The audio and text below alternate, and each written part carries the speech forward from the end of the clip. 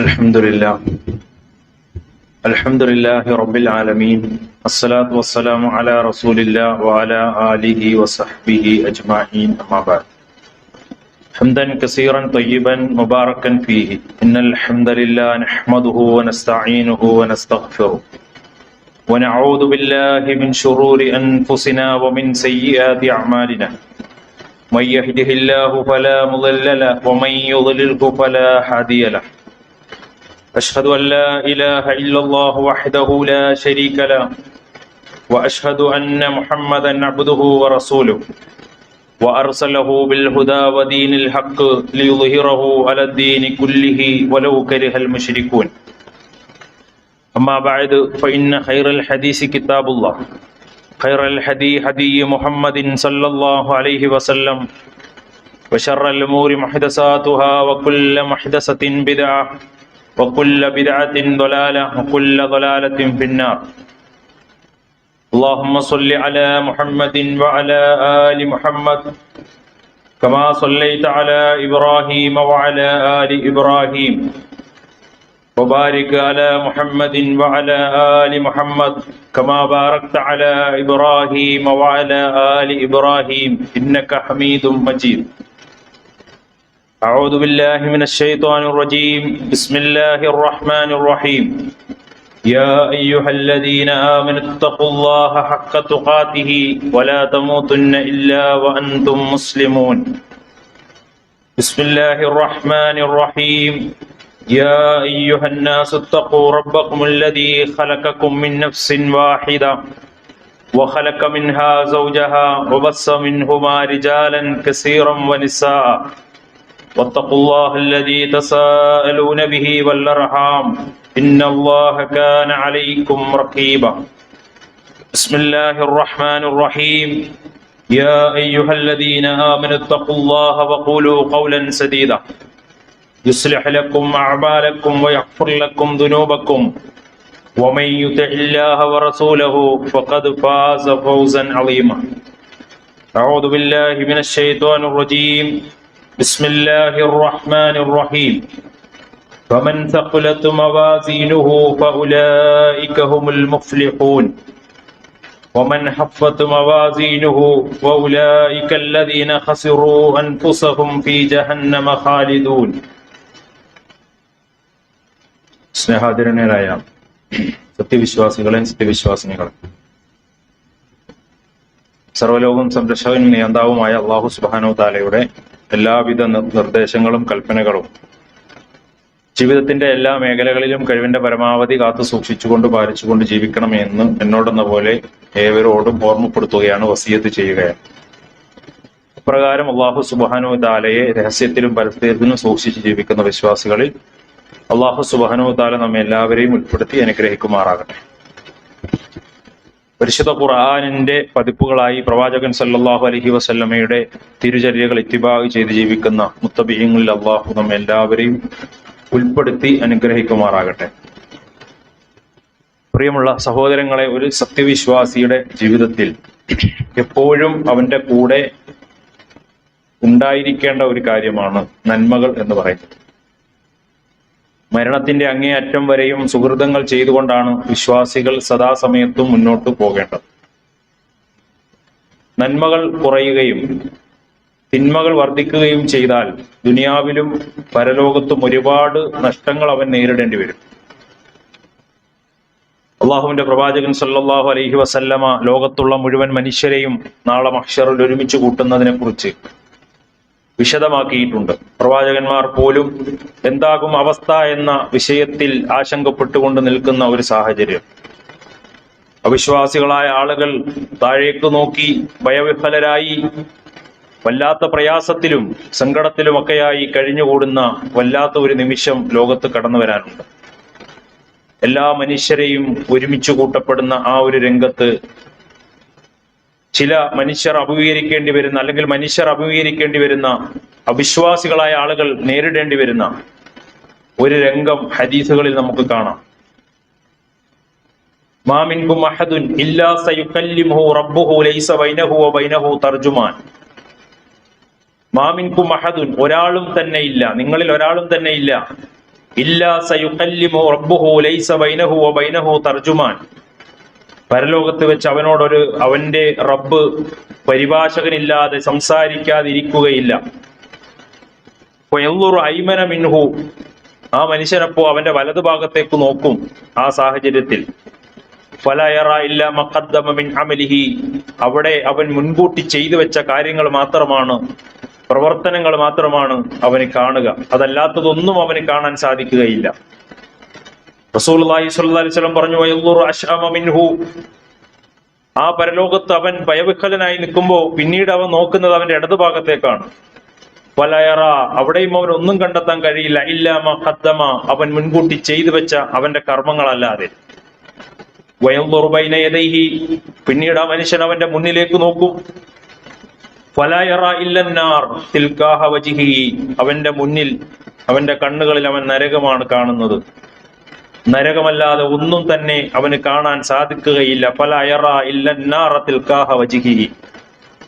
റസൂലുള്ളാഹി സ്വല്ലല്ലാഹു അലൈഹി വസല്ലമ സഹാബത്തിന്റെ മുന്നിൽ ഈ സംഭവത്തെ വിശദീകരിച്ചു കൊടുത്തതിന് ശേഷം അവിടുന്ന് ഒരു വസിയത്ത് കൂടി കൊടുക്കുന്നുണ്ട്. നബി സല്ലല്ലാഹു അലൈഹി വസല്ലമ തന്റെ സംസാരം അവസാനിപ്പിച്ചുകൊണ്ട് അവിടുന്ന് പറഞ്ഞു, നിങ്ങൾ അതുകൊണ്ട് ചെയ്യണം, ഫത്തഖുന്നാർ വലൗ ബിശിക്കി തംറത്തിൻ, നിങ്ങൾ അതുകൊണ്ട് നരകത്തെ സൂക്ഷിക്കണേ. നരകമെന്ന് പറയുന്നത് ഒരു നിസാരമായ ഒരു കാര്യമല്ല, അത് സത്യമാണ്. അന്നാറു ഹഖ്കുൻ, അത് പ്രവാചകൻ കണ്ടതാണ്. അതുകൊണ്ട് ഒരു കാരക്കയുടെ കീറുകൊണ്ടെങ്കിലും ചീളുകൊണ്ടെങ്കിലും നിങ്ങൾ നരകത്തെ സൂക്ഷിച്ചു കൊള്ളണം. 2 റക്അത്ത് നമസ്കാരങ്ങൾ കൊണ്ടെങ്കിലും, അതുപോലെ നിങ്ങൾ നിർവഹിക്കുന്ന ഒരു ദിക്ർ കൊണ്ടെങ്കിലും, നിങ്ങൾ നിങ്ങളുടെ മനസ്സിൽ വളരെ നിസാരമായി കാണുന്ന ഒരു നന്മ കൊണ്ടെങ്കിലും നിങ്ങൾ ആ നരകത്തെ സ്വത്തഖുന്നാറ സൂക്ഷിച്ചു കൊള്ളണേ എന്ന് പ്രവാചകൻ സല്ലല്ലാഹു അലൈഹി വസല്ലമ സഹാബത്തിന് അവസാന വസിയത്തായി ആ ഹദീസിന്റെ അവസാന ഭാഗത്ത് കാണാൻ കഴിയും.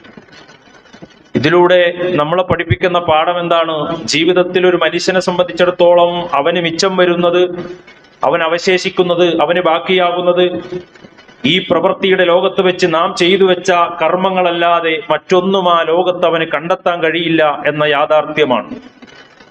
നമ്മൾ നമസ്കരിച്ച 2 റക്അത്ത് നമസ്കാരം, അത് റവാത്തിബാകട്ടെ, വുളുവിന്റെ 2 റക്അത്ത് സുന്നത്താകട്ടെ, ളുഹയാകട്ടെ, അതുപോലെ തന്നെ തഹിയ്യത്ത് നമസ്കാരം, പള്ളിയിലേക്ക് കയറുമ്പോഴുള്ള 2 റക്അത്ത് നമസ്കാരമാകട്ടെ, വുളു എടുത്തതിന്റെ പേരിലുള്ള 2 റക്അത്ത് നമസ്കാരമാകട്ടെ, അത് മാത്രമാണ് അവൻ അവിടെ കാണുന്നത്.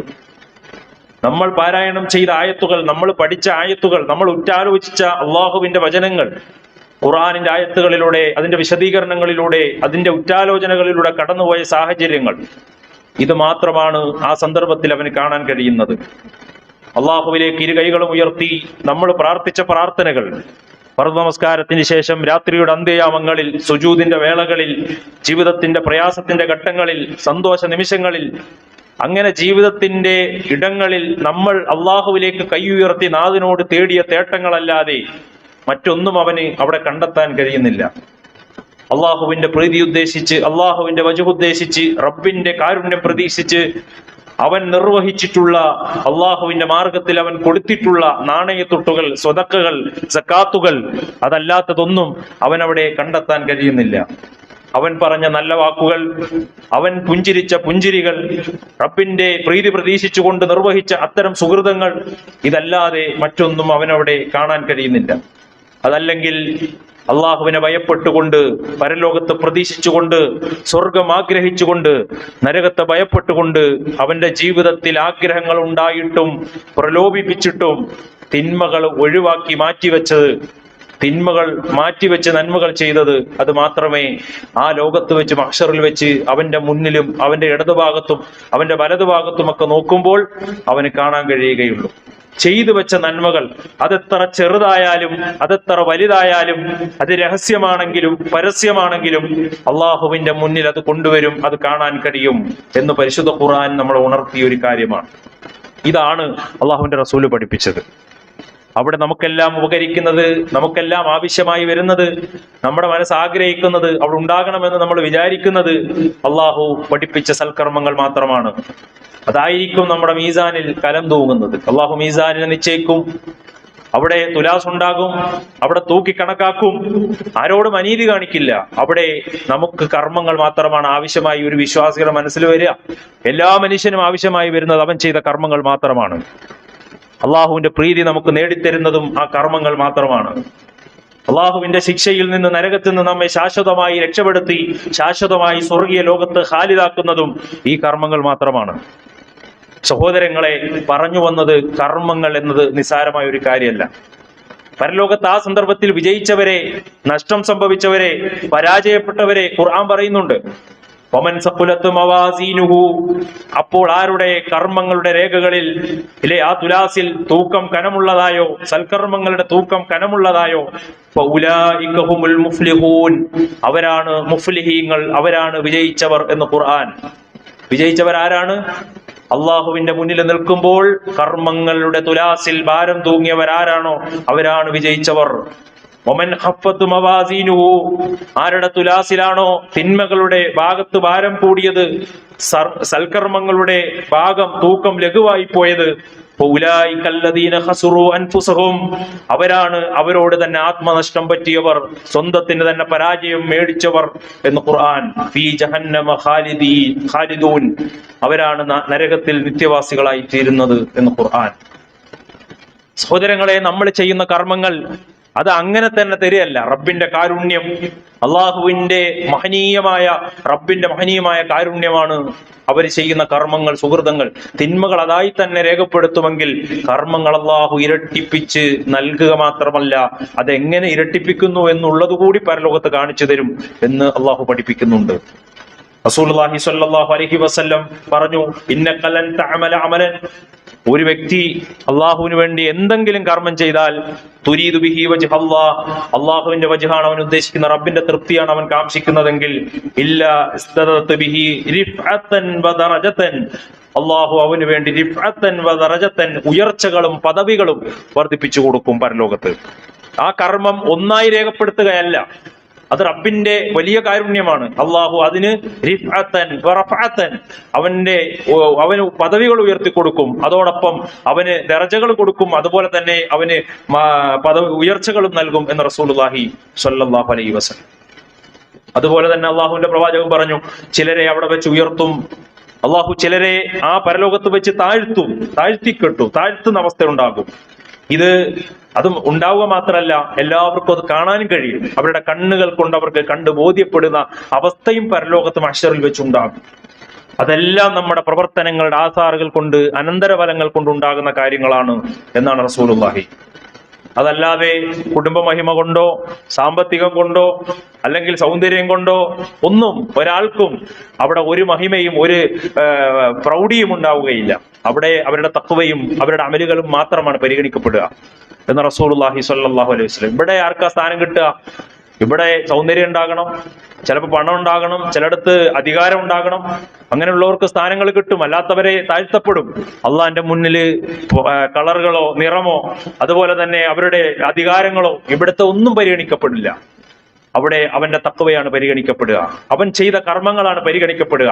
അവരെയാണ് അള്ളാഹു ഉയർത്തുക, അല്ലാത്തവരെ അവിടെ താഴ്ത്തും. ഇതെല്ലാവർക്കും കാണാൻ കഴിയും. പരിശുദ്ധ ഖുർആൻ പറഞ്ഞു, വനദഉൽ മവാസീനൽ ഖിസ്ത ലിയൗമിൽ ഖിയാമ, ഉയർത്തെഴുന്നേൽപ്പിന്റെ നാളിൽ നീതിപൂർണമായ ഒരു തുലാസ് അള്ളാഹു സ്ഥാപിക്കപ്പെടും. വലാ തുളമു നഫ്സുൻ ശൈആ, അപ്പോൾ ഒരാളോടും അള്ളാഹു അനീതി കാണിക്കുകയില്ല. നീതി മാത്രമാണ് അവിടെ നടക്കുക. ഒരു അനീതിയും ഒരു തരിമ്പ് പോലും അവിടെ സംഭവിക്കുകയില്ല.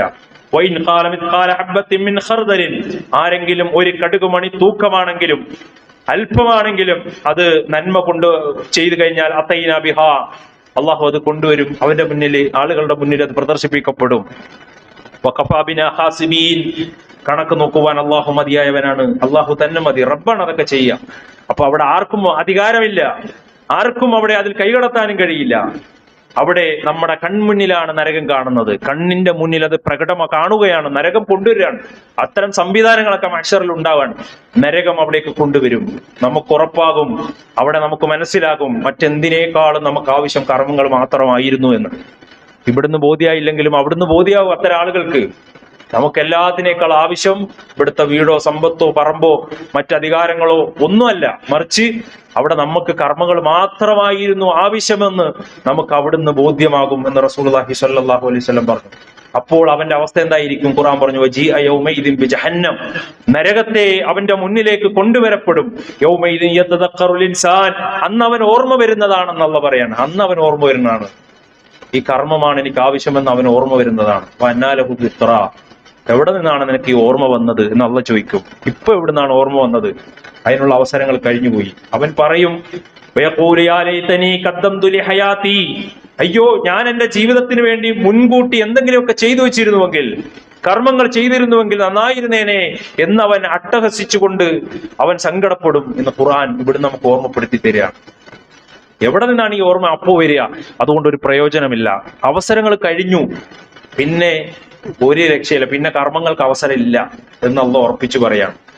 അതുകൊണ്ടാണ് അള്ളാഹുവിന്റെ പ്രവാചകൻ സല്ലല്ലാഹു അലൈഹി വസല്ലം സഹാബത്തിനൊപ്പം ഇങ്ങനെ പോകുമ്പോ, ഒരു ഖബറിന്റെ സമീപത്തോടി പോകുമ്പോൾ അള്ളാഹുവിന്റെ പ്രവാചകൻ സല്ലല്ലാഹു അലൈഹി വസല്ലമ ആ ഖബറിലേക്ക് കൈ ചൂണ്ടിയിട്ട് സഹാബത്തിന്റെ അടുത്ത് പറഞ്ഞു കൊടുക്കുന്ന ഒരു കാര്യമുണ്ട്. റക്അത്താനി ഖഫീഫത്താനി, നിങ്ങൾ മനസ്സിലാക്കണം, 2 റക്അത്ത്, നിങ്ങൾ ഏറ്റവും ലഘുവായി കാണുന്ന, അല്ലെ, പള്ളിയിലേക്ക് കയറുമ്പോൾ അതിവേഗം നമസ്കരിച്ചു തീർക്കുന്ന വളരെ ലഘുവായ 2 റക്അത്ത് നമസ്കാരം, ഖഫീഫത്താനി, വളരെ നിസാരമായി ഗണിക്കുന്ന 2 റക്അത്തില്ലേ, മിമ്മാ തഹ്ഖിറൂന വതൻഫിലൂന യസീദുഹുമാ ഹാദാ ഫി അമലിഹി അഹബ്ബു ഇലൈഹി മിൻ ബഖിയത്തി ദുനിയാകും, ആ ഗണിക്കുന്ന 2 റക്അത്ത് ഐച്ഛികമായ നമസ്കാരമാണ് ഈ ഖബറിൽ കിടക്കുന്ന ഈ പുലാൻ, ഈ വ്യക്തി നിങ്ങൾ ദുനിയാവിൽ ബാക്കിയാക്കിയതിനേക്കാൾ അദ്ദേഹം ആഗ്രഹിക്കുന്നത് എന്ന് റസൂലുള്ളാഹി സ്വല്ലല്ലാഹു അലൈഹി വസല്ലം സഹാബത്തിന് പറഞ്ഞു കൊടുക്കുകയാണ്.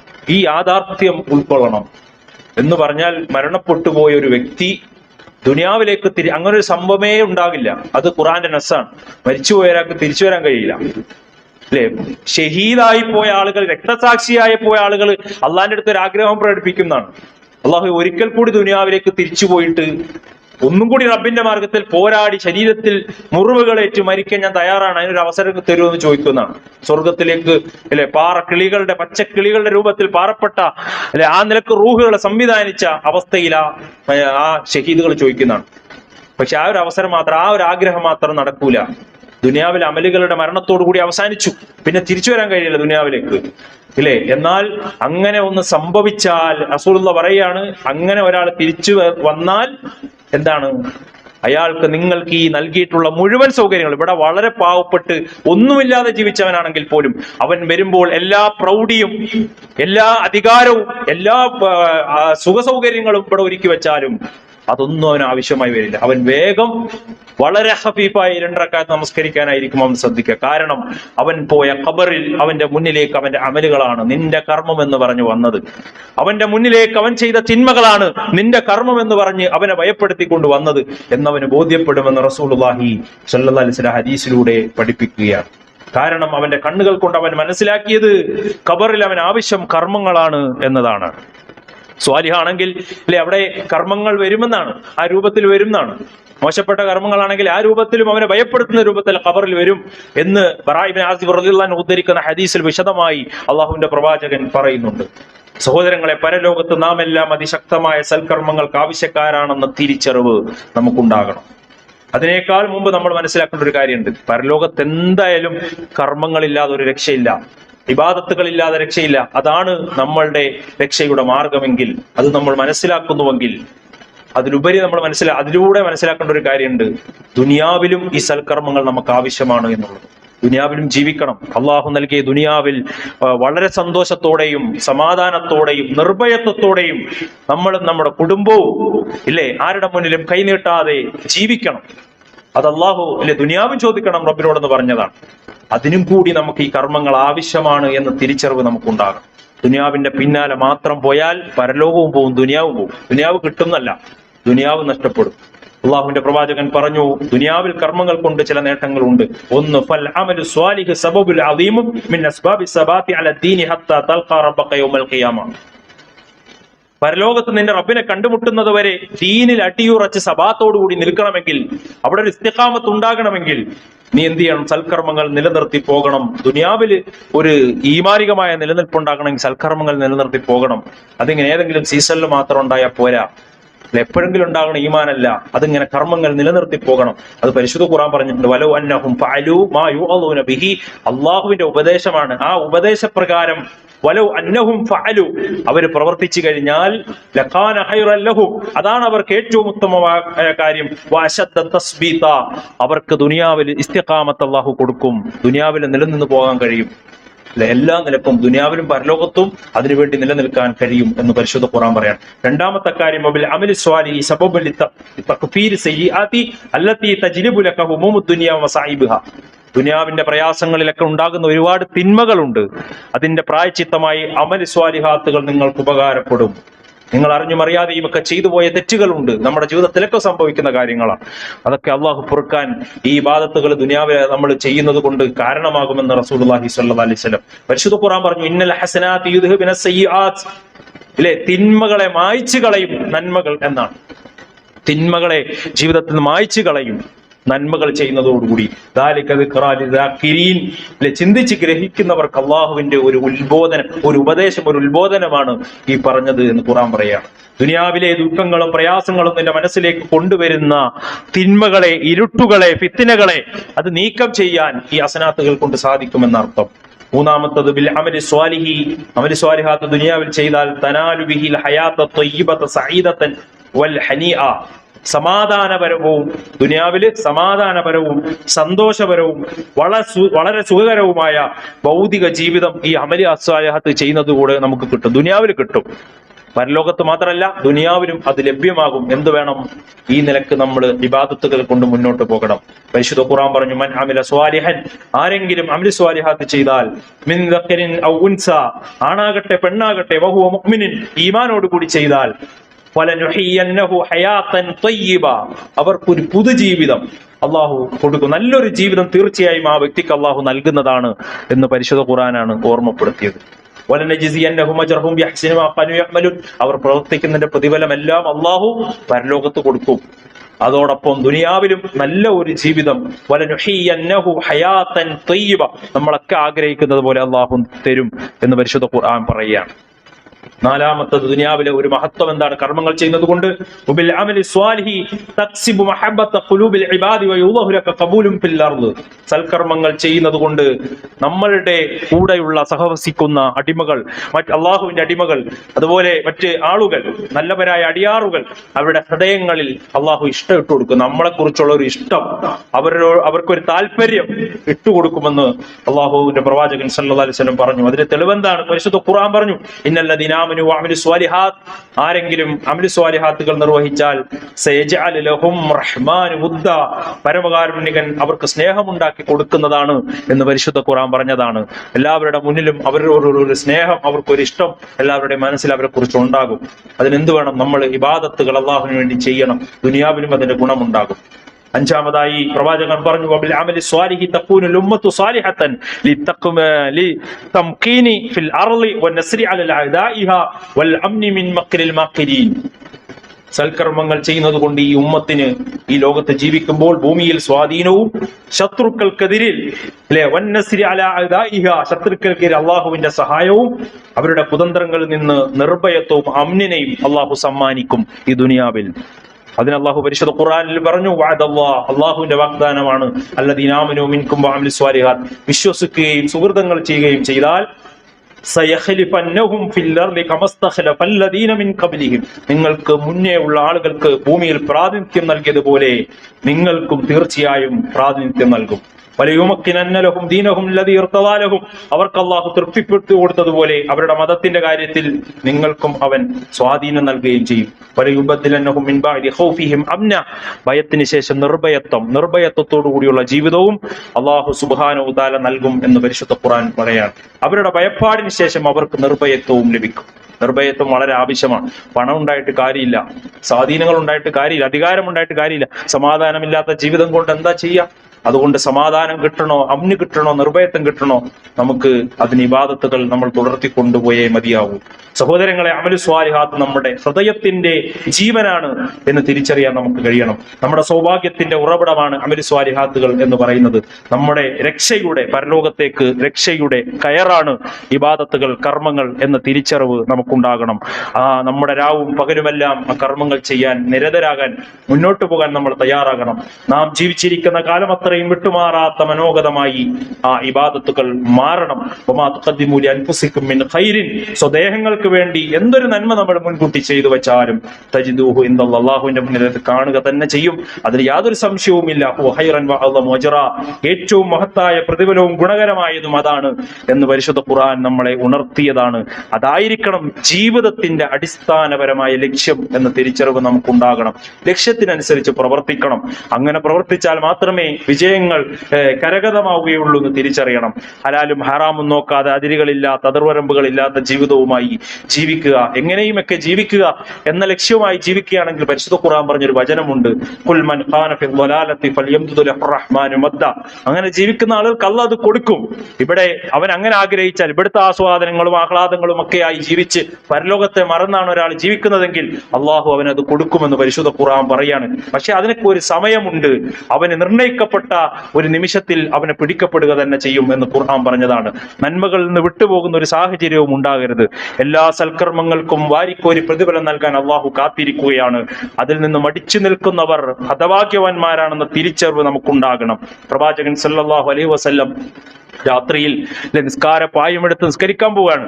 സ്വർഗത്തിൽ ഒന്നാമത്തെ വാതിലിൽ പോയി ഒന്നാമത് മുട്ടി ആ സ്വർഗത്തിന്റെ മാലാകമാർ ആരാണെന്ന് ചോദിച്ച് മുഹമ്മദ് നബി സല്ലല്ലാഹു അലൈഹി വസല്ലം ആണെന്ന് അറിയുമ്പോൾ, താങ്കൾക്ക് വേണ്ടിയാണ് ആദ്യമായി സ്വർഗത്തിന്റെ വാതിലുകൾ തുറക്കാൻ ഞങ്ങളെ ഏൽപ്പിക്കപ്പെട്ടത് എന്ന് പറഞ്ഞ് സ്വർഗത്തിന്റെ വാതിലുകൾ തുറന്ന് ഒന്നാമതായി സ്വർഗത്തിലേക്ക് കാലെടുത്ത് വെക്കുന്ന പ്രവാചകൻ, ആ പ്രവാചകനാണ് രാത്രിയുടെ അന്ത്യയാമങ്ങളിൽ മുസല്ലയും എടുത്ത് നിസ്കാരപ്പായും എടുത്ത് നമസ്കരിക്കാൻ പോകുമ്പോൾ പ്രിയതമ ചോദിക്കുന്നത്, എന്തിനാണ് കാലിൽ ഇങ്ങനെ നീര് കെട്ടുമാറ് നമസ്കരിക്കുന്നത് ചോദിച്ചപ്പോ അവിടുന്ന് പറഞ്ഞെന്താണെന്നറിയോ? അഫല അഖൂനു അബ്ദൻ ശക്കൂറ, ഞാനൊരു നന്ദിയുള്ള അടിമയാകണ്ടേ? എന്റെ കർമ്മങ്ങൾ അതെവിടെയും അവസാനിക്കാനുള്ളതല്ല, മരണത്തിന്റെ രംഗം വരെയും പൂർണ്ണമായ അർപ്പണബോധത്തോടു കൂടി മുന്നോട്ട് പോകാനുള്ളതാണെന്ന് തിരിച്ചറിവാണ്. പ്രവാചകൻ സല്ലല്ലാഹു അലൈഹി വസല്ലമ ഉമർ ഖത്താബ് റളിയല്ലാഹുവിന്റെ അടുത്ത് സ്വർഗം കൊണ്ട് സന്തോഷ വാർത്ത അറിയിച്ച് അവിടുന്ന് പറയുന്ന ഒരു വാക്കാണ്ട്, നിനക്കുള്ള ഒരു കൊട്ടാരം ഞാൻ സ്വർഗത്തിൽ കണ്ടു ഇസ്രാഇന്റെ രാത്രിയിലെന്ന് പ്രവാചകൻ സല്ലല്ലാഹു അലൈഹി വസല്ലമ പറയുന്നുണ്ടായിരുന്നു.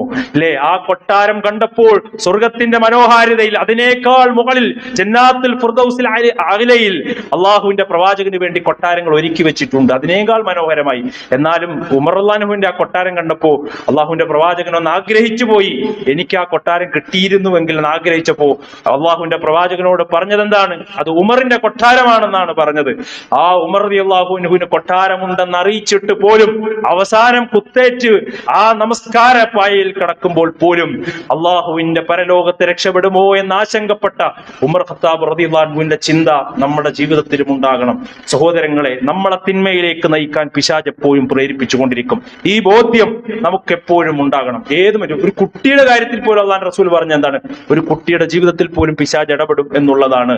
അതുകൊണ്ടാണ് ആ കുഞ്ഞു നയിക്കുമ്പോൾ പോലും അവന്റെ വയറ്റത്ത് അടിക്കുമെന്നും കുട്ടികളെ മഗ്രിബ് കഴിഞ്ഞാൽ പുറത്തിറക്കരുതെന്നും ബിസ്മി ചൊല്ലി വാതിലടയ്ക്കണമെന്നും പ്രവാചകൻ പറഞ്ഞത് അതുകൊണ്ടാണ്.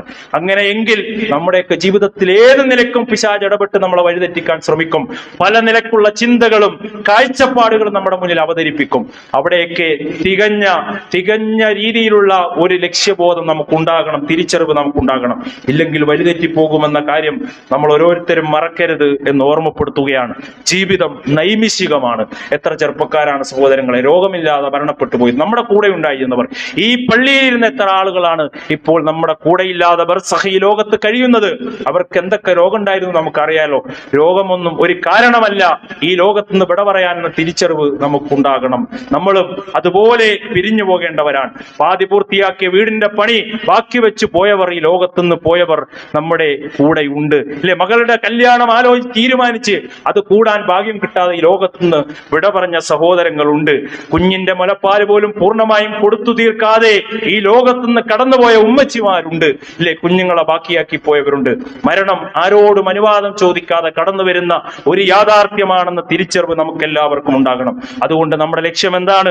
റിജാലുല്ലാ തുൽഹീഹിം തിജാറത്തുൻ വലാ ബൈഉൻ, ഒരു കച്ചവടമോ ഒരു ക്രയവിക്രയമോ നമ്മളെ തടസ്സപ്പെടുത്താൻ പാടില്ല. അൻ ദിക്രില്ല, അള്ളാഹുവിനെ കുറിച്ചുള്ള ഓർമ്മയിൽ ഇബാദത്തുകളിൽ നിന്നൊന്നും തടസ്സപ്പെടുത്താൻ പാടില്ല എന്ന പരിശുദ്ധ ഖുർആനിന്റെ വചനം നമ്മൾ ഓർക്കണം.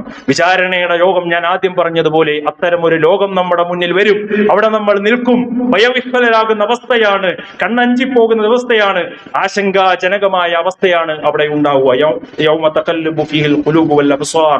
അത്തരം അവസ്ഥ നമ്മുടെ മുന്നിലേക്ക് കടന്നു വരുമെന്ന് പരിശുദ്ധ ഖുർആൻ പറഞ്ഞതാണ്. വിചാരണ അറിയുന്ന ദിവസമാണ്. ഇവിടെ നമുക്ക് ആരെയും കബളിപ്പിക്കാം, ഇവിടെ ആരെയും നമുക്ക് വഞ്ചിക്കാം, ഇവിടെ ആരെയും നമുക്ക് ചതിക്കാം, ഇവിടെ ആരുടെ കണ്ണിലും നമുക്ക് പൊടിയിടാം, മധുരവാക്കുകൾ പറഞ്ഞ് രക്ഷപ്പെടാം. ഇതൊന്നും സാധിക്കാത്തൊരു ലോകത്തേക്ക് നമ്മൾ കടന്നുപോകും എന്ന് നമ്മൾ ഓർക്കണം. അവിടെ നമുക്ക് സ്വർഗം നഷ്ടമാകാൻ പാടില്ല. ജീവിതത്തിന്റെ ലക്ഷ്യം ആ സ്വർഗമായിരിക്കണം. ഈ ലോകത്തൊരിക്കലും നമുക്ക് ആർക്ക് സമാധാനം കൂട്ടില്ല. എത്ര സഹോദരങ്ങൾ പറയുന്നറിയോ, മനസ്സിനൊരു സമാധാനമില്ല, വല്ലാത്ത പ്രയാസങ്ങൾ, ജീവിതം ഒരു കരക്കടിപ്പിക്കുവാൻ വേണ്ടി വല്ലാതെ പ്രയാസപ്പെടുന്നു, സാമ്പത്തിക ബുദ്ധിമുട്ടുകൾ, രോഗം കൊണ്ട് പ്രയാസപ്പെടുന്ന സഹോദരങ്ങൾ എല്ലാം ഉണ്ട്. അതൊക്കെ ഒരു വിശ്വാസിക്കുള്ള അനുഗ്രഹമാണ്, അല്ലെ? ഒരു മുഅ്മിനിന്റെ കാര്യം അത്ഭുതമാണ്. പ്രയാസം എന്തുണ്ടായാലും അള്ളാഹു അവന് പ്രതിഫലം കൊടുക്കും. ആ പ്രയാസത്തിൽ അവൻ ക്ഷമിക്കും. ഇനി ഒരു ഹൈറുണ്ടായാലോ അള്ളാഹുവിനെ ശുക്ർ ചെയ്യും. അതെല്ലാം അവന് നന്മയാണ്. അതുകൊണ്ട് സഹോദരങ്ങളെ, ആരും നിരാശപ്പെടേണ്ട. ജീവിതത്തിന്റെ ഏത് പ്രയാസങ്ങൾ ഉണ്ടായാലും അതൊക്കെ അള്ളാഹിന്റെ അടുത്ത് നമുക്ക് പ്രതിഫലമാണ്, അതൊക്കെ സൽക്കർമ്മമാണെന്ന തിരിച്ചറിവ് നമുക്കുണ്ടായി നമ്മൾ മുന്നോട്ട് പോകണം. ലക്ഷ്യം സ്വർഗമാണ്.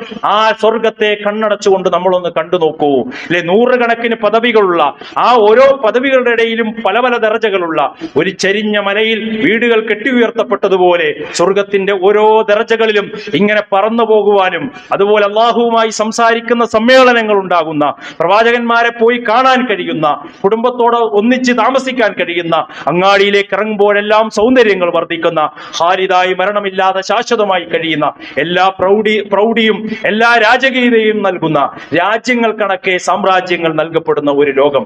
ആ സ്വർഗം സ്വപ്നം കണ്ടാൽ ജീവിതത്തിലെ എല്ലാ പ്രയാസങ്ങളും മാറും. ജീവിതത്തിന്റെ ഒരു ബുദ്ധിമുട്ടുകളും നമുക്ക് ബുദ്ധിമുട്ടല്ലാതായി മാറും. അത്തരം ഒരു മാനസികാവസ്ഥയിലേക്ക് നമ്മുടെ മനസ്സുകളെ കൊണ്ടുവരാൻ നമ്മളെല്ലാവരും തയ്യാറാകണം. പരീക്ഷണങ്ങൾ ജീവിതത്തിൽ ഉണ്ടാകും എന്ന തിരിച്ചറിവ് നമുക്കുണ്ടാകണം. ഈ ലോകം അസമാധാനത്തിന്റെ ലോകമാണ്, പ്രയാസങ്ങളുടെ ലോകമാണ്, നെറുകേടിന്റെയും ഭിന്നതയുടെയും ലോകമാണ്. ഇതൊന്നുമില്ലാത്ത ലോകം എന്ന് പറഞ്ഞാൽ ഇവിടെ അടിച്ചുപൊളിക്ക് ജീവിക്കാൻ കഴിയോ? ഒരാൾ വിചാരിക്കുകയാണ് എനിക്ക് ഈ ലോകത്ത് അടിച്ചുപൊളിച്ച് ജീവിക്കണം എന്ന്. കഴിയോ? അതിനൊരിക്കലും സാധ്യമല്ല. എത്രയൊക്കെ നമ്മൾ അടിച്ചുപൊളിക്കണമെന്ന് വിചാരിച്ചാലും, എത്ര പണമുണ്ടായാലും ഡോക്ടർ നിശ്ചയിക്കുന്ന ഭക്ഷണത്തിന്റെ അപ്പുറത്ത് കഴിക്കാൻ കഴിയില്ല, മധുരം കൂടുതൽ കഴിക്കാൻ കഴിയില്ല, അതുപോലെ പലതും നമ്മൾ നിയന്ത്രിക്കേണ്ടി വരും, ഇല്ലേ? അതാണ് ഈ ദുനിയാവിന്റെ അവസ്ഥ എന്ന് പറഞ്ഞാൽ. ഇവിടെ ശാശ്വതം കിട്ടുമോ? എത്ര വലിയ മൾട്ടി സ്പെഷ്യാലിറ്റി ഹോസ്പിറ്റലുകൾ ഉണ്ടായാലും ശാശ്വതമായി ഇവിടെ ജീവിക്കാൻ കഴിയുമോ? അതിനുള്ള സംവിധാനവും ഇവിടെ ഇല്ല. പൂർണ്ണമായ സമാധാനം കിട്ടുമോ? പൂർണ്ണമായ നീതി കിട്ടുമോ ഈ ലോകത്ത്? അതെല്ലാം കിട്ടുന്ന ഒരു ലോകമുണ്ടെങ്കിൽ അത് സ്വർഗീയ ലോകം മാത്രമാണെന്ന് തിരിച്ചറിവുണ്ടാകണം. അവിടെ രോഗമില്ല, ഭയമില്ല, വിഷമമില്ല, വാർദ്ധക്യമില്ല, നരയില്ല, നേരിയ വിഷമങ്ങൾ പോലും ഇല്ലാത്ത ഒരു ലോകമാണ് സ്വർഗം എന്ന തിരിച്ചറിവ് നമുക്കുണ്ടാകണം. സമാധാനത്തോടുകൂടി ഇദ്ഖുലുഹാ ബിസലാമിൻ ആമിനീൻ, സമാധാനത്തോടുകൂടി കയറിയോ, സ്വസ്ഥമായി ജീവിച്ചോ, അവിടെ ജീവിക്കാം, കഴിയാം, ആസ്വദിക്കാം, നിങ്ങൾക്ക് ഇഷ്ടമുള്ളതെല്ലാം ആസ്വദിക്കാം. വലക്കും ഫീഹാ മാ തശ്തഹി അൻഫുസക്കും വലക്കും ഫീഹാ മാ തദ്ദഊൻ എന്ന് ഖുർആനിൽ അല്ലാഹു വാഗ്ദാനം ചെയ്യപ്പെട്ട ഇടമാണ് ആ സ്വർഗം എന്ന തിരിച്ചറിവ് നമുക്കുണ്ടാകണം. അള്ളാഹ് ചോദിക്കും, നിങ്ങൾ തൃപ്തിപ്പെട്ടോ എന്ന് ചോദിക്കും. അള്ളാഹുവേ, ഞങ്ങൾ എങ്ങനെ തൃപ്തിപ്പെടാതിരിക്കും? ഇത്ര മനോഹരമായ സ്വർഗം നിന്നിട്ട് തൃപ്തിപ്പെട്ടോ എന്നാണോ? അതിലേക്ക് തൃപ്തിപ്പെട്ടുകൊണ്ട് സമാധാനത്തോടുകൂടി ജീവിക്കുന്ന ഒരു ലോകമാണ്. മാറ്റാൻ പറ്റാത്ത, പ്രയാസങ്ങളില്ലാത്ത, അസുഖങ്ങൾ ഒരു നിലക്കുള്ള അസുഖവും വരാത്ത ഒരു ലോകമാണെന്ന് തിരിച്ചറിയാം. അതിനെന്ത് വേണം? കർമ്മപദത്തിൽ കാലിടറാതെ മുന്നോട്ട് പോകണം. ഇബാദത്തുകൾ അനിവാര്യമാണ്. അതില് നമ്മൾ ഒരു മടിയും കാണിക്കാതെ ആ ലക്ഷ്യബോധത്തോട് മുന്നോട്ട് പോവുക. അള്ളാഹു നമ്മെ അനുഗ്രഹിക്കുമാറാകട്ടെ.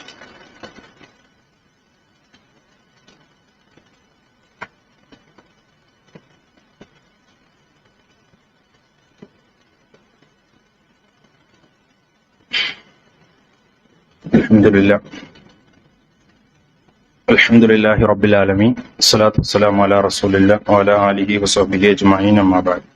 സ്നേഹം നിറഞ്ഞ സത്യവിശ്വാസിനികളെ, അള്ളാഹുവിന്റെ വിധിവിലക്കുകൾ ജീവിതത്തിന്റെ എല്ലാ മേഖലകളിലും സൂക്ഷ്മതയോടുകൂടി പാലിച്ച് ജീവിക്കണമെന്ന് എന്നോടും നിങ്ങളോടും ഉണർത്തുകയാണ്, വസിയത്ത് ചെയ്യുകയാണ്. അങ്ങനെ ജീവിക്കുന്ന യഥാർത്ഥ സത്യവിശ്വാസികളിൽ അള്ളാഹു സുബ്ഹാനഹു വ തആല നമ്മെ എല്ലാവരെയും ഉൾപ്പെടുത്തി അനുഗ്രഹിക്കുമാറാണ്. 2025 ഏപ്രിൽ 22 ചൊവ്വാഴ്ച ഉച്ചക്ക് നമ്മുടെ മനസാക്ഷിയെ ഞെട്ടിക്കും വിധം കാശ്മീരിലെ പഹൽഗാമിൽ നടന്ന വെടിവെപ്പ് നമ്മളെല്ലാവരും സോഷ്യൽ മീഡിയയിലും വാർത്തകളിലുമൊക്കെ കേട്ട സംഭവമാണ്. മനോഹരമായ പ്രകൃതിസുന്ദരമായ താഴ്വരയിൽ ഉണ്ടായ തീവ്രവാദി അക്രമം 26 പേര് കൊല്ലപ്പെടുകയും 20 പേർക്ക് പരിക്കേൽക്കുകയും ചെയ്തതായിട്ടാണ് റിപ്പോർട്ടുകളിൽ കാണുന്നത്. വളരെ സമാധാനമായി മുന്നോട്ട് പോയിക്കൊണ്ടിരുന്ന ആ ഒരു നാട് രക്തക്കളമായി മാറിയിരിക്കുകയാണ്. ആ നാട്ടിൽ പോയ ആളുകൾക്കറിയാം, അവിടേക്ക് പോകാനുള്ള ഒരു അവസരം ഉണ്ടായിരുന്നു. വളരെ മനോഹരമായ, നമ്മുടെ മനസ്സുകളിൽ എപ്പോഴും മായാതെ നിൽക്കുന്ന വളരെ മനോഹരമായ ഒരു സ്ഥലമാണ് പഹൽഗാം എന്ന് പറയുന്നത്. ഇന്ത്യയുടെ വിവിധ സംസ്ഥാനങ്ങളിൽ നിന്ന്, വിദേശ രാജ്യങ്ങളിൽ നിന്നുമൊക്കെ വിനോദസഞ്ചാര ആളുകൾ അവിടേക്ക് വരികയും ചെറിയ ചെറിയ അരുവികളും ആ മലയുടെ മുകളിലേക്ക് കുതിരയുടെ പുറത്തൊക്കെ പോകുന്ന യാത്രകൾ വളരെ സൗന്ദര്യവും ആസ്വദിക്കാനും എത്തിയ ഒരുപാട് വിനോദസഞ്ചാരികളെ മലനിരകളിൽ ഒളിച്ചിരുന്ന ഭീകരവാദികൾ അകാരണമായി വെടിവെച്ചു കൊല്ലുന്ന വളരെ ദുഃഖകരമായ ഒരു വാർത്ത. ഭർത്താവ് മരിച്ചു കിടക്കുമ്പോൾ അതിന്റെ മുന്നിൽ കണ്ണീരോടുകൂടി വളരെ വേദനയോടുകൂടി ഇരിക്കുന്ന ഒരു ഭാര്യയുടെ ചിത്രമൊക്കെ നമ്മളെല്ലാവരും കണ്ടിരിക്കുകയാണ്. 2008 മുംബൈ അക്രമത്തിന് ശേഷം ഏറ്റവും വലിയൊരു ഭീകരാക്രമമാണ് അവിടെ നടന്നതെന്ന് നമുക്കറിയാം. രാജ്യത്തെ ആളുകളുടെ മനസമാധാനം നഷ്ടപ്പെടുത്തുവാനും കാശ്മീരിലെ അവിടെയുള്ള ആളുകളുടെ അശാന്തിയുടെ നരകത്തിലേക്ക് അവരെ തള്ളിയിടാനുമുള്ള ഒരു ശ്രമം. ഇതിന്റെ ആളുകളുടെ ഈ ഒരു ലക്ഷ്യത്തെക്കുറിച്ച് നമ്മൾ മനസ്സിലാക്കുമ്പോൾ ചില കാര്യങ്ങൾ മനസ്സിലാക്കണം. ഒന്ന്, പ്രത്യേകിച്ച് നമ്മുടെ രാജ്യത്തെ ജനങ്ങൾക്ക് എന്ത് സുരക്ഷയാണ് ഉള്ളത്, ഇവിടെ ക്രമീകരിച്ചിട്ടുള്ളത് എന്നതും ആ കാര്യത്തിലൊക്കെയുള്ള വീഴ്ചകളും നമ്മൾ പരിശോധിക്കേണ്ട ഒരു കാര്യമാണ്. ഇന്ത്യ രാജ്യത്തിന്റെ വരുമാനത്തിന്റെ ഭീമമായ ഒരു വിഹിതം ഓരോ വർഷവും പ്രതിരോധത്തിന് വേണ്ടി ഏകദേശം 6.81 ലക്ഷം കോടി രൂപയാണ് പ്രതിവർഷം പ്രതിരോധത്തിന് വേണ്ടി ചെലവാക്കുന്നു എന്നാണ് പറയുന്നത്. അവിടെയൊക്കെ എന്ത് വീഴ്ച വന്നു, ആരാണ് ഈ കാര്യങ്ങളൊക്കെ ചോർത്തി കൊടുക്കുന്നത്? മുൻ നടന്ന സംഭവങ്ങളിലൊക്കെ, ഇതുപോലെയുള്ള ഭീകരാക്രമങ്ങളിലൊക്കെ ഈ കാര്യങ്ങളൊക്കെ ചോർത്തി കൊടുത്തവരാരാണ് എന്നതൊക്കെ അന്വേഷിക്കുകയും പഠിക്കുകയും കൃത്യമായ അത്തരം ആളുകളെ കർശനമായ നടപടികൾ അവർക്ക് വേണ്ടി ഉണ്ടാകുകയും ചെയ്യേണ്ടത് അത്യാവശ്യമായ ഒരു കാര്യമാണ്. അതുപോലെ ഈ സാഹചര്യത്തിൽ ഇതിന്റെ ഒരു അജണ്ട നമ്മൾ പരിശോധിച്ചാൽ, ഈ ആളുകളുടെ ഒരു അജണ്ട പരിശോധിച്ചാൽ അവർക്കൊരു പ്ലാനിങ് ഉണ്ട്. എന്താണ് ഇവിടെ നടന്നത്? അല്ലെ, പേര് ചോദിച്ചിട്ട് മുസ്ലിമാണോ എന്ന് ചോദിച്ചിട്ട് കൊന്നു, വെടിവെച്ചു എന്നൊക്കെയാണ് പറയപ്പെടുന്നത്. ഹിന്ദുക്കളും മുസ്ലിങ്ങളുടെയും ഒരു മൈത്രി, അവരിങ്ങനെ സമാധാനത്തോടുകൂടി ജീവിക്കുന്നിടത്ത് ഒരു പ്രശ്നം ഉണ്ടാക്കുക. അതുപോലെ തന്നെ ആ നാട്ടിൽ ഒരുപാട് ആളുകൾ ജീവിതമാർഗം കണ്ടെത്തുന്ന ഒരു സ്ഥലമാണ്. ഡ്രസ്സ് വിറ്റിട്ടും അതുപോലെ കുതിരസവാരി നടത്തിയിട്ടും ഒക്കെ അതെല്ലാം താറുമാറാക്കുക. അതുപോലെ തന്നെ ഇവിടെ ഒരു വർഗീയ ചേരിതിരിവുണ്ടാകും, മതസ്പർദ്ധ ഉണ്ടാക്കുക. ഇത്തരം കാര്യങ്ങളൊക്കെ ലക്ഷ്യം വെച്ചുകൊണ്ട് നടത്തിയ ഒരു ഭീകരന്മാർ നടത്തിയ ഒരു ഭീകരാക്രമമാണ്. പക്ഷെ അവരുടെ അജണ്ടകൾ പലതും പൊളിഞ്ഞു പോയതായിട്ടാണ് നമ്മൾ കാണുന്നത്. എന്തുകൊണ്ടാണ്? ആദിൽ ഹുസൈൻ ഷായെ പോലെയുള്ള മുസ്ലിം നാമധാരികൾ പാവപ്പെട്ട ആളുകളെ കൊല്ലുന്ന സമയത്ത് മുന്നിലേക്ക് ചാടി വീണ് അവരുടെ തോക്കിൽ പിടിക്കുകയും അദ്ദേഹത്തിന്റെ ജീവൻ തന്നെ ബലി കൊടുക്കേണ്ടി വരുന്ന അവസ്ഥ ഉണ്ടാവുകയൊക്കെ ചെയ്തപ്പോൾ ഒന്നും കൂടി ആ ഒരു ബന്ധം, ഹിന്ദു മുസ്ലിം ഐക്യമൊക്കെ കൂടുതൽ ഉണ്ടായ ഒരു സാഹചര്യം കൂടിയാണ്. അവരുടെ ലക്ഷ്യം പരാജയപ്പെടുന്നതായിട്ടാണ് കാണുന്നത്. പക്ഷെ ചില ആളുകളൊക്കെ സോഷ്യൽ മീഡിയകളിലുമൊക്കെ ഇതൊക്കെ എന്ത് നടന്നാലും ഇസ്ലാമിന്റെ നേരെ ചൂണ്ടുന്ന ഒരവസ്ഥ നമുക്ക് കാണാൻ സാധിക്കും. ഇന്ത്യ പാക് യുദ്ധം ഒരു ക്രിക്കറ്റ് കളി പോലെ മനസ്സിലാക്കിയ ചില ആളുകളുമുണ്ട്. യുദ്ധം വേണം, അടിച്ചു പരാജയപ്പെടുത്തണം, ഇത്തരം കമന്റുകളുമൊക്കെ നമ്മളിങ്ങനെ സോഷ്യൽ മീഡിയകളിലൊക്കെ കാണുക. യുദ്ധത്തിലൂടെ ഒന്നും ഒരിക്കലും സമാധാനം കൊണ്ടുവരാൻ കഴിയില്ല എന്നത് ലോക ചരിത്രത്തിന്റെ ഒരു പാഠമാണ്. 114 കോടി ജനങ്ങളെ ഇന്ത്യക്ക് സംരക്ഷിക്കേണ്ടതുണ്ട്. 25 കോടി ജനങ്ങളാണ് പാകിസ്ഥാനിലുള്ളത്. ഇതിങ്ങനെ യുദ്ധം എന്നൊക്കെ പറഞ്ഞ് അതിന്റെ ഭവിഷ്യത്ത് എല്ലാവരും, അവിടെ ഇന്ത്യ വിജയിച്ചാൽ പോലും എല്ലാവരും, കേരളത്തിൽ പോലും നേരിട്ടൊരു മിസൈൽ വന്ന് വീണില്ലെങ്കിൽ പോലും അതിന്റെ ഭവിഷ്യത്തുകൾ ഭക്ഷണക്ഷാമമായി പലതും അനുഭവിക്കേണ്ടി വരും. അതൊരു വലിയ പ്രയാസകരമായ കാര്യമാണ് എന്നതുകൂടി മനസ്സിലാക്കാതെ വികാരത്തിന്റെ പുറത്ത് കമന്റ് ഇടുന്നതും ആളുകളെയൊക്കെ നമുക്ക് ഈ രംഗത്ത് കാണാൻ കഴിയും. ഇതിന്റെ ഇടയിലൊക്കെ ഇസ്ലാമിനെ ഉന്നം വെക്കുന്ന ഒരവസ്ഥ നമുക്ക് കാണാം. അവരുടെ അജണ്ടയും യഥാർത്ഥത്തിൽ ഈ ഭീകരവാദികളുടെ അജണ്ടയ്ക്ക് ഒത്തുനിൽക്കുകയാണ് ചില ആളുകൾ.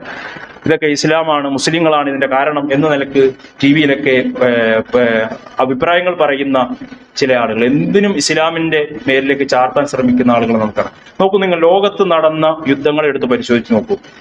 ഒന്നാം ലോക മഹായുദ്ധം ദശലക്ഷക്കണക്കിന് മനുഷ്യരെ കൊന്നു തള്ളിയ ഒരു യുദ്ധമായിരുന്നു എന്ന് കാണാം. ഇതിൽ ഇസ്ലാം ഉണ്ടോ? ഇല്ല എന്നാണ് നമുക്ക് കാണുന്നത്. രണ്ടാം ലോക മഹായുദ്ധം നോക്കൂ, അല്ലെ, ജർമ്മൻ സ്വേച്ഛാധിപതിയായിരുന്ന അഡോൾഫ് ഹിറ്റ്ലർ 6 മില്യൺ ജൂതരെയാണ് കൊന്നൊടുക്കിയത്. അയാളൊരു മുസ്ലിം ആയിരുന്നു? ഒരിക്കലുമല്ല. ഇതുപോലെ ലോകം കണ്ട ഓരോ സംഭവങ്ങളും, പിന്നീട് ആ സയനിസ്റ്റുകളാണ് പിന്നീട് 80 കൊല്ലമായി ഫലസ്തീനികളെ കൊന്നു തള്ളിക്കൊണ്ടിരിക്കുന്നത്. 20,000-ൽ പരം ആളുകളെ കൊന്നു തള്ളിക്കൊണ്ടിരിക്കുകയാണ്. ഈ നിമിഷവും അത് നിർവഹിച്ചു കൊണ്ടിരിക്കുന്നു. ഇവിടെ ഇസ്ലാമിനെ അതിന്റെ പേരിൽ തീവ്രവാദികളാക്കി മാറ്റുന്ന ഒരവസ്ഥ ലോകത്ത് നടന്നുകൊണ്ടിരിക്കുകയാണ്. ഇനി ഇന്ത്യയുടെ കാര്യം നോക്കൂ. ഇന്ത്യയുടെ മഹാത്മാഗാന്ധിയെ കൊന്നത് ഒരു മുസ്ലിം ആയിരുന്നു. രാജീവ് ഗാന്ധിയെയും അതുപോലെ തന്നെ ഇന്ദിരാഗാന്ധിയെയും കൊന്നത് മുസ്ലിങ്ങളായിരുന്നു. രാജ്യത്ത് അരങ്ങേറിയ വലിയ വലിയ കലാപങ്ങൾ, ഗുജറാത്ത് കലാപങ്ങളൊക്കെ ചർച്ചയായ ഒരു സാഹചര്യമാണ്. അവിടെ മുസ്ലിങ്ങളായിരുന്നു, മുസ്ലിങ്ങളെ കൊന്നൊടുക്കിയ വലിയ വലിയ കലാപങ്ങളോടെ നടന്നു. എന്നിട്ടും എന്ത് പ്രശ്നം ഉണ്ടായാലും അത് ഇസ്ലാമാണ്, മുസ്ലിമാണ്, ഖുർആനാണ് കാരണം എന്ന ഒരു ചർച്ചയിലേക്ക് ഇതിനെ കൊണ്ടുപോകാൻ ശ്രമിക്കുന്ന ആളുകളുടെ അജണ്ടകൾ കൂടി മനസ്സിലാക്കാൻ നമുക്ക് കഴിയണം. ഇസ്ലാം എന്ന് പറഞ്ഞാൽ അതിന്റെ അർത്ഥം സമാധാനത്തിന്റെ മതമെന്നാണ്. അള്ളാഹുവിന്റെ 99 നാമങ്ങളിൽ ഒരു നാമമാണ് യഥാർത്ഥത്തിൽ സലാം എന്ന് പറയുന്നത്. ഇസ്ലാം പൂർണ്ണമായും സമാധാനം പഠിപ്പിക്കുന്ന ഒരു മതമാണ്. നമ്മൾ നമസ്കാരം കഴിഞ്ഞാൽ പോലും പ്രാർത്ഥിക്കുന്നത് എന്താണ്? അല്ലാഹുമ്മ അന്തസ്സലാമു മിൻകസ്സലാം. പൂർണ്ണമായും സമാധാനത്തെ തേടുകയും പ്രാർത്ഥിക്കുകയും പരസ്പരം സമാധാനം കൈമാറുകയും ചെയ്യുന്ന ഒരു മതത്തിന്റെ അനുയായികളെ തീവ്രവാദത്തിന്റെയും ഭീകരവാദത്തിന്റെയും മതത്തിന്റെ ആളുകളായി അവതരിപ്പിക്കാൻ ശ്രമിക്കുന്ന കാര്യം കൂടി സമൂഹത്തെ ബോധവൽക്കരിക്കേണ്ട ഒരു സാഹചര്യമായി മാറിക്കൊണ്ടിരിക്കുകയാണ്. ഇസ്ലാമിക പോരാട്ടങ്ങളുടെ ചരിത്രം നമ്മൾ പരിശോധിച്ച് നോക്കൂ അല്ലെ. മക്കയിൽ നീണ്ട 13 വർഷക്കാലം പീഡനങ്ങൾ അനുഭവിച്ചു. പിന്നെ മദീനയിലേക്ക് പോകേണ്ടി വന്നു. നീണ്ട ചരിത്രം നമുക്കറിയാം. അവിടെയും പീഡനങ്ങൾ അനുഭവിച്ചു. യുദ്ധം നിർബന്ധമായ ഒരു സാഹചര്യത്തിൽ പോലും എത്ര ആളാണ് ഇസ്ലാമിക പോരാട്ടങ്ങളിൽ കൊല്ലപ്പെട്ടത് എന്ന് കണക്കുകൾ പരിശോധിക്കുമ്പോൾ വളരെ തുച്ഛമായ ആളുകൾ, 1018 മനുഷ്യരാണ് അതിലാകെ മരണപ്പെട്ടത് എന്ന് നമുക്ക് കാണാം. ഇസ്ലാമിക പ്രബോധന ഘട്ടത്തിൽ നടന്ന സമരങ്ങളിൽ പോലും എന്നത് നമുക്ക് കാണാൻ കഴിയും. അവിടെയാണ് ഒന്നാം ലോക മഹായുദ്ധത്തിൽ 90 ലക്ഷം സിവിലിയൻസും 70 ലക്ഷം സൈനികരുമടക്കം 60 ലക്ഷം മനുഷ്യരെ കൊല ചെയ്യപ്പെട്ട യുദ്ധങ്ങൾ ലോകത്ത് നടന്നപ്പോൾ പോലും യുദ്ധമെല്ലാം ഇസ്ലാമിന്റെ തലയിലേക്ക് കൊണ്ടുവെക്കുന്ന ഒരു അവസ്ഥ എത്ര അപകടകരമാണ് എന്ന് തിരിച്ചറിയണം. മനുഷ്യജീവൻ ഇസ്ലാം നൽകിയ വില വേറെ ഏത് മതം ലോകത്ത് നൽകിയിട്ടുണ്ട് അല്ലെ? പരിശുദ്ധ കൗബയേക്കാൾ പ്രാധാന്യം ഒരു മനുഷ്യന്റെ ജീവന് നൽകിയ മതമാണ് പരിശുദ്ധ ഇസ്ലാം എന്നത് നമ്മൾ മനസ്സിലാക്കാം. അകാരണമായി ഒരു മനുഷ്യനെ കൊന്നാൽ മൻ ഖതല നഫ്സൻ ബിഗൈരി നഫ്സിൻ ഔ ഫസാദിൻ ഫിൽ അർളി കഅന്നമാ ഖതല അന്നാസ ജമീഅ വമൻ അഹ്യാഹാ കഅന്നമാ അഹ്യ അന്നാസ ജമീഅ. ആരെങ്കിലും അകാരണമായി ഒരു മനുഷ്യനെ കൊന്നാൽ ലോകത്തുള്ള മുഴുവൻ മനുഷ്യരെയും കൊന്നവനെ പോലെയാണ്, അത്ര വലിയ പാപിയാണെന്ന് പഠിപ്പിച്ച മതമാണ് ഇസ്ലാം. ആരെങ്കിലും ജീവൻ രക്ഷിച്ചാൽ അവൻ ലോകത്തുള്ള മുഴുവൻ മനുഷ്യരെയും ജീവൻ രക്ഷിച്ചവനെ പോലെയാണ് എന്ന് പഠിപ്പിച്ച മതമാണ്. യുദ്ധത്തെ നിങ്ങൾ കൊതിക്കരുത് എന്ന് പഠിപ്പിച്ച പ്രവാചകൻ സല്ലല്ലാഹു അലൈഹി വസല്ലം. വലാ ലഖീതുമുഹും വസ്ബിറു, അല്ലാഹുവിന്റെ പ്രവാചകൻ വലാ തമന്നൂ ലിഖാഅൽ അദുവി, അത്തരം യുദ്ധങ്ങളെ നിങ്ങൾ ആഗ്രഹിക്കാൻ പാടില്ല. ഒരു യുദ്ധ സാഹചര്യം ഉണ്ടായാൽ പോലും സ്ത്രീകളെയും കുട്ടികളെയും അതിൽ പോലും കൊല്ലാൻ പാടില്ല എന്ന് പഠിപ്പിച്ച ഒരു മതം അല്ലെ. നിർഭയത്വം ജീവിതത്തിൽ ഉണ്ടാകണം. കൊലപാതകം വളരെ വലിയ പാതകമാണ്. അത് ഒന്നാമതായി നിർവഹിച്ചവൻ, അതിന്റെ കാരണക്കാരനായവനും ആ കൊലപാതകത്തിന്റെ എല്ലാം അംശം ചെന്നു ചേരും എന്ന് പഠിപ്പിച്ച മതം അല്ലെ. അന്ത്യനാളിന്റെ അടയാളമാണ് ഇതെന്നൊക്കെ നമുക്ക് മനസ്സിലാക്കാൻ കഴിയും. വ്യാപകമായ ഇത്തരം മരണങ്ങൾ ഹർജുകൾ വ്യാപിക്കും. പ്രവാചകൻ പറഞ്ഞത് കൊലപാതകമാണ്. എന്തിനു കൊന്നു, എന്തിനു മരിക്കുന്നു എന്ന് പോലും അറിയാത്ത ഒരു കാലഘട്ടം ഇല്ലേ. വിനോദസഞ്ചാരികൾ അവരിങ്ങനെ കാഴ്ചകളൊക്കെ ആസ്വദിച്ചുകൊണ്ടിരിക്കുമ്പോൾ പെട്ടെന്ന് അവരുടെ മുന്നിലേക്ക് വരുന്ന ആ ഒരു മാനസികാവസ്ഥ, ഒരു പ്രയാസമൊക്കെ ഒന്ന് ആലോചിച്ച് നോക്കൂ സഹോദരങ്ങളെ. തൂക്കുമായി മുന്നിലേക്ക് വന്ന് വെടിവെക്കുക. ആ ഭീകരവാദികളുടെ ആ അക്രമത്തെ ഇന്ത്യ ഒന്നിച്ച് അതിനെയൊക്കെ നേരിടാനുള്ള കാര്യങ്ങളാണ് ഉണ്ടാകേണ്ടത്. അതിനെതിരായ കാര്യങ്ങളാണ് ഈ ആളുകൾ ലക്ഷ്യം വെക്കുന്നത്. അതിനെ നേർവിപരീതമായി എല്ലാവരും ഒന്നിച്ചു നിന്ന് മുന്നേറേണ്ട ഒരു സാഹചര്യമാണ് എന്ന് മനസ്സിലാക്കുക. ലോകത്തിന് വേണ്ടത് സമാധാനമാണ്. മനുഷ്യന്റെ അടിസ്ഥാന ആവശ്യങ്ങളിൽ ഒന്നാണ് സമാധാനം. സമാധാനമില്ലാതെ ആർക്കും ഈ ലോകത്ത് ജീവിക്കാൻ കഴിയില്ല. ഇസ്ലാം നിർഭയത്വത്തിനാണ് പ്രാധാന്യം നൽകുന്നത്. ആ നിർഭയത്വത്തോടുകൂടി മുന്നോട്ട് പോകണം. ഒരു മനുഷ്യൻ ഒരു ദിവസം രാവിലെ നിർഭയത്വത്തോടുകൂടി എണീക്കാൻ കഴിയുന്നുവെങ്കിൽ അവൻ ഈ ലോകം മുഴുവനും നേടിയവനെ പോലെയാണെന്ന് പ്രവാചകൻ സല്ലല്ലാഹു അലൈഹി വസല്ലം, ദുനിയാവ് മൊത്തവനെ നേടിയവനെ പോലെയാണ് എന്ന് പ്രവാചകൻ സല്ലല്ലാഹു അലൈഹി വസല്ലം പഠിപ്പിച്ച കാര്യം നമ്മൾ ഓർക്കുക. അതോടൊപ്പം എന്തൊക്കെ ആരോപണങ്ങൾ വന്നാലും എന്തൊക്കെ പ്രശ്നങ്ങൾ ഉണ്ടായാലും അള്ളാഹുവിന്റെ പ്രവാചകൻ പഠിപ്പിച്ച ഒരു കാര്യമുണ്ട്. ഖിയാമത്ത് നാൾ അടുക്കുമ്പോൾ എല്ലാവരും അവരുടെ നഖങ്ങൾ ഉപയോഗിച്ച് ഇസ്ലാമിനെ കടിച്ചു കയറാൻ വരും. നിങ്ങൾ എന്ത് വേണം? അന്ന് നിങ്ങൾക്ക് വഹൻ ഉണ്ടാകാൻ പാടില്ല. എന്താണ് വഹൻ എന്ന് പറഞ്ഞാൽ? ലഹുബ്ബുദ് ദുനിയ കറാഹിയത്തുൽ മൗത്ത്, മരണത്തെക്കുറിച്ചുള്ള ഭയവും ദുനിയാവിനുള്ള അമിതമായ പ്രേമവും. അതാണ് ഇന്ന് ആളുകൾക്ക് സംഭവിച്ചുകൊണ്ടിരിക്കുന്നത്. അത് വിട്ടുകൊണ്ട് ഈമാൻ ഉണ്ടാകണം എന്നതാണ്. ഈമാനോടുകൂടി മുന്നോട്ട് പോകാൻ കഴിയണം. അങ്ങനെയെങ്കിൽ അള്ളാഹുവിന്റെ സഹായം നമുക്കുണ്ടാകും. കാര്യങ്ങൾ മനസ്സിലാക്കുക. അള്ളാഹു അനുഗ്രഹിക്കുമാറാകട്ടെ. 2-3 കാര്യങ്ങൾ. ഒന്ന്, പള്ളി പരിപാലന ഫണ്ടാണ്. എല്ലാവരും ഉദാരമായി സംഭാവന ചെയ്യുക. അള്ളാഹു അനുഗ്രഹിക്കുമാറാകട്ടെ. നമ്മുടെ ഒരു പ്രവർത്തകന്റെ മകന് ഇന്നൊരു സർജറി നടക്കുകയാണ്. എല്ലാവരും ആ മകന് വേണ്ടി പ്രാർത്ഥിക്കണമെന്ന് ആവശ്യപ്പെട്ടു. അള്ളാഹു എത്രയും വേഗത്തെ ആ രോഗത്തെ ശിഫാഉ നാജിലിനെ സമ്മാനിക്കുമാറാകട്ടെ. വെളിച്ചം റമദാൻ കിസ്സുത്തര കടലാസുകൾ ഇതുവരെ തരാത്തവർ ഈ മാസം 30-ന് മുമ്പേ തിരികെ തരണമെന്ന് അറിയിക്കുകയാണ്. അതുപോലെ നമ്മുടെ മദ്രസ ഇൻഷാ അല്ലാഹ് ജൂൺ 1-ാം തീയതി തുറക്കുകയാണ്. 1-ാം ക്ലാസ്സിലേക്ക് ചേർക്കേണ്ട കുട്ടികളെയൊക്കെ എല്ലാവരും ചേർക്കാൻ വേണ്ടി പ്രത്യേകം ഓർമ്മപ്പെടുത്തുകയാണ്. വെക്കേഷൻ കാലഘട്ടത്തിൽ കുട്ടികൾക്ക് സ്കൂൾ അവധി ആയതുകൊണ്ട് തന്നെ അവധി കൊടുക്കുകയാണ്. സ്കൂൾ തുറക്കുമ്പോൾ തന്നെയാണ് മദ്രസയും തുറക്കുന്നത്. അതുകൊണ്ട് എല്ലാ കുട്ടികളെയും നമ്മൾ മദ്രസയിലേക്ക് എത്തിക്കുകയും പുതുതായി ചേർക്കേണ്ട കുട്ടികളെ ചേർക്കാനും കൂടി ശ്രദ്ധിക്കണമെന്ന് മാതാപിതാക്കളോട് ഓർമ്മപ്പെടുത്തുകയാണ്. അള്ളാഹു സുബ്ഹാനഹു വ തആല നമ്മുടെ എല്ലാ ഇബാദത്തുകളും സ്വീകരിക്കുമാറാകട്ടെ. എല്ലാവിധ പ്രയാസങ്ങളും ദുരിതങ്ങളും നമ്മുടെ നാടിനെയും നമ്മളെയും നമ്മുടെ കുടുംബത്തെയും അള്ളാഹു കാത്തുരക്ഷിക്കുമാറാകട്ടെ. എല്ലാവിധ രോഗങ്ങളിൽ നിന്നും അപകട മരണങ്ങളിൽ നിന്നും നമ്മെ നമ്മുടെ കുടുംബത്തെയും അള്ളാഹു കാത്തുരക്ഷിക്കുമാറാകട്ടെ. ലോകത്തിന്റെ വ്യത്യസ്ത ഭാഗങ്ങളിൽ പ്രയാസപ്പെടുന്ന സഹോദരങ്ങൾ, ഇന്ത്യയിൽ പ്രയാസപ്പെടുന്ന സഹോദരങ്ങൾ, അള്ളാഹു അവർക്ക് എല്ലാവർക്കും അമ്നിനെ, നിർഭയത്വത്തെ പ്രദാനം ചെയ്ത് അനുഗ്രഹിക്കുമാറാകട്ടെ. അല്ലാഹുമ്മ ഗ്ഫിർ ലിൽ മുഅ്മിനീന വൽ മുഅ്മിനാത്ത് വൽ മുസ്ലിമീന വൽ മുസ്ലിമാത്ത് വൽ അഹ്യാഉ മിൻകും വൽ അംവാത്ത് ഇന്നക മുജീബു ദഅവാതി يا قاضي الحاجات. اللهم اجرنا من النار، اللهم اجرنا من النار، اللهم اجرنا من النار. ربنا آتنا في الدنيا حسنة وفي الآخرة حسنة وقنا عذاب النار. آمين آمين برحمتك يا أرحم الراحمين والحمد لله رب العالمين.